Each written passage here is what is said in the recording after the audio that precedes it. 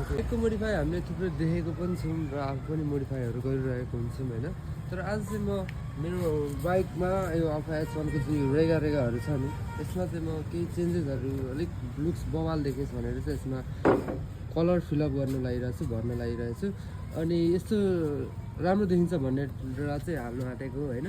र हाल्दै गर्दाखेरि तपाईँ अब हेर्दै जानु के कस्तो लुक्स आउँछ अनि कस्तो लाग्छ तपाईँलाई कमेन्ट गर्नु होला।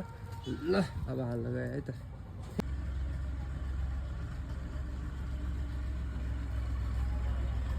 अहिले हामीले सबै यसमा कलर फिलअप गरिसकेको छौँ होइन। र यस्तो केही देखिरहेको छ। अब बाइक कुदाखेरि चाहिँ कस्तो देखिन्छ भनेर ल हेर्नु होला है त। यस्तो केही देख्नु पर्ने र यो लाउँदाखेरि चाहिँ यो रबर हो, रबरमा पेन्ट बस्दैन जस्तो लागिरहेछ होइन। कुदाउँदाखेरि चाहिँ यसको हल्का केही चर्किन्छ जस्तो लागिरहेछ। र अहिले नै तपाईँहरू नलाउनु होला, यसको म नेक्स्ट भिडियो हाल्छु होइन। तपाईँले कमेन्ट गर्नुभयो भने कतिको टिक्छ टिक्दैन भनेको चाहिँ भनेपछि होइन।